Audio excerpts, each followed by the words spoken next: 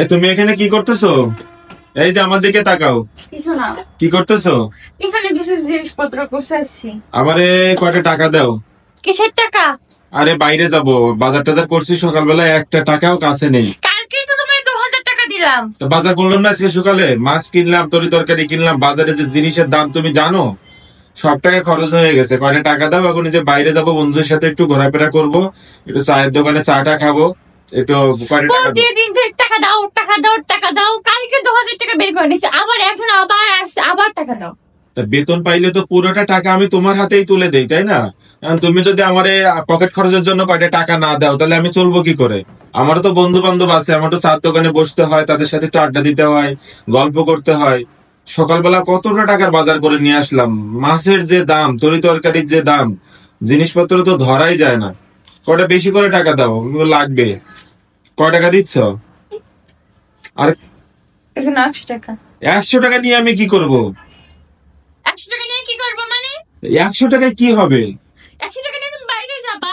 আমি আর 2-3 জনের ফোন দিলাম, ওরা আসবে, এখন 100 টাকা নিয়ে হয়? শোনো, এখনকার যে ওই বন্ধু বান্ধব নিয়ে 2-5-1000 টাকা খরচ করার সময় এখন নেই, সেই যুগ আর এখন নেই। সে যুগ অনেক আগেই চলে গেছে। আর এখন বাজারের যে জিনিসপত্রের যে দাম, সংসার চালাতে হিমশিম খেয়ে যায়। আপনি বন্ধু বান্ধব নিয়ে 500-1000 টাকা ভেঙে আসবে চায়ের দোকানে, ওজন পায় না। নিলে নাও, না নিলে যাও, ধরো। 100 টাকা তুমি কিভাবে দাও? 100 টাকা এটা হয়? এটা কিছু হইলো? তুমি তো বলতেছো এখন জিনিসপত্রের যে দাম, তারপর তুমি 100 টাকা কোন হিসেবে সংসারই তো চালাইতে পারি না, বন্ধু বান্ধব নিয়ে তো চা খাবা, তো আড্ডা দেওয়া, কিসের আড্ডা দেওয়া? তো একটা চায়ের কাপ 10 টাকা, তুমি এটা জানো?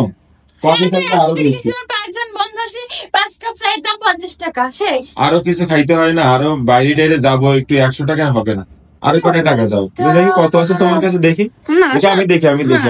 আরে আমি দেখি না কত টাকা আছে। ওই যে 200 টাকা, ওইটা দাও। ধরো 200 টাকা। যাও।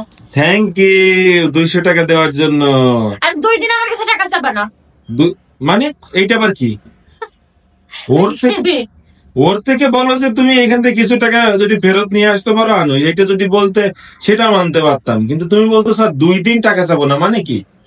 প্রতিদিন খালি তোমার চা খাবারটা এত বাসায় এত সুন্দর দুধ দিয়ে চিনি দিয়ে চা বানায় দেয়, সেই চা তোমার ভালো লাগে না? তোমার খালি বাইরে যাই খালি চা খাবা, বাইরে যাই খালি আড্ডা দেবা, মানে কিছুই তো বাসার আমার ভালো লাগে কি মিন করতে চাচ্ছ? না, মিন সেরকম কি বলতে চাচ্ছ তুমি? বাসায় সবকিছু যে সুন্দর হবে এমন কিছু না। বাইরে যেয়ে খেলাম, দোকানে যেয়ে খেলাম, বাসায় আমি সবকিছু বানাই দিই, চিকেন ফ্রাই, বিরিয়ানি, তারপরে পেঁয়াজু, তারপরে হচ্ছে বেগুনি, যেটা খাইতে মন চায় সেইটাই বানাই দেয়। তারপরে তোমার বাইরের জিনিস না খেলে তোমার ভালো লাগে না কেন? খালি টাকা খরচ করার দাম দেখালি যাও। বাইরের একটা জিনিসের খাওয়ার মজাই আলাদা। সবাই এক জায়গায় বসে থাকবো, একটু গল্প গুজব করবো, তারপরে খাবো দাবো, কত সুন্দর। হ্যাঁ, এটা ভালোই, কিন্তু যে 2 দিনই কত টাকা আছে আর দেখি।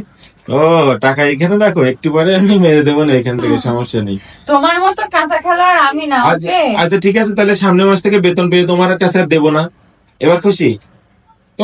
ভাই আমি চালাইতে পারবো না, তোমার কাছে তো অনেক টাকা আছে, যে এখানে তো অনেক টাকা আছে। সামনের মাসে বেতন পাইলে আমি একটু নিজের মতো খরচ করবো, একটু।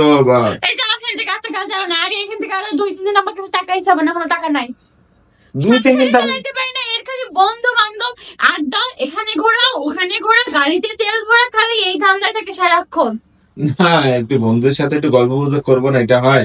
সারাদিন তো বাসায় থাকে। আমি যে সারাদিন বাসা থেকে, আমার তো বন্ধু বান্ধবী লাগে না, আমি তো কোনো জায়গায় বেরোয়নি, আমি তো কোনো জায়গায় যাই না। আর মেয়ে মানুষ কোথায় যাবে? মেয়ে মানুষ বাসায় থাকবে, সবসময় কাজ বাজ করবে। মেয়ে মানুষ, হ্যাঁ মেয়ে মানুষ সবসময় বাসায় থাকার জন্য, জেলখানার ভিতরে বন্দি থাকার জন্য মেয়ে মানুষ বাইরে যাওয়ার জন্য না। কিন্তু আমি এটাকে সহ্য করে গেলাম, অন্য মায়েরা হলে ঠিকই তোমার এই সায়স্তা করে ফেলতো।